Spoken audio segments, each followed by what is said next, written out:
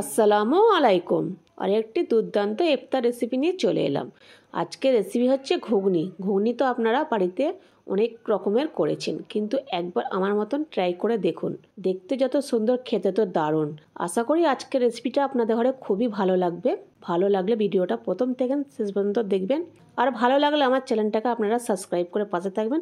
চলুন রান্নাটা বারে করি।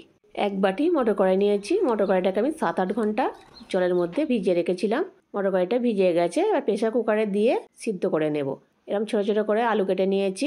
আলুটাকে প্রেসার কুকারে দিয়ে দেব। সামান্য একটু লবণ দিয়ে দিলাম, পরিমাণ মতন জল দিয়ে দেব। জল দিয়ে ঢাকনাটাকে এবারে লাগিয়ে দেব।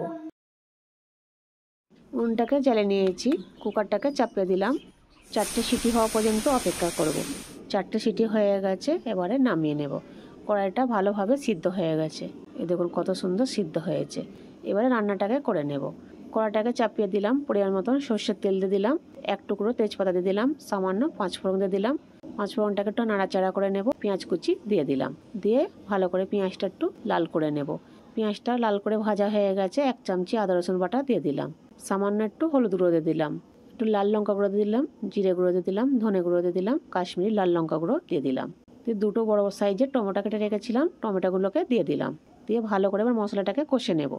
যত বেশি ভালো করে মশলাটা কষা হবে, খেতে কিন্তু ভালো হবে। মশলাটা কষানো হয়ে গেছে, এবার মটর কড়াইটাকে আলুটাকে সিদ্ধ করে রেখেছিলাম ওটাকে মশলার মধ্যে ঢেলে দিলাম।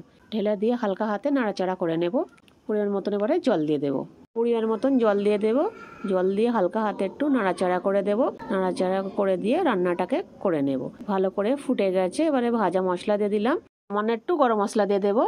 দিয়ে ভালো করে একটু মিক্স করে নেব। মিক্স করে নিলেই রান্নাটা তাহলে হয়ে গেছে। এবারে নামিয়ে নেব। তাহলে বন্ধুরা দেখলেন তো, পুরো জলের মতন সহজ, দেখতে যত সুন্দর, খেতে তো দারুণ। আশা করি আজকের রেসিপিটা আপনাদের খুবই ভালো লাগবে। ভালো লাগলে একবার এইভাবে ঘুগনিটা আপনারা রান্না করে খেয়ে আমাকে কমেন্টে জানাবেন। আর ভালো লাগলে আমার চ্যানেলটাকে আপনারা সাবস্ক্রাইব করে পাশে থাকবেন, লাইক করবেন, শেয়ার করবেন। আবার দেখা হচ্ছে আপনাদের সাথে নেক্সট ভিডিওতে।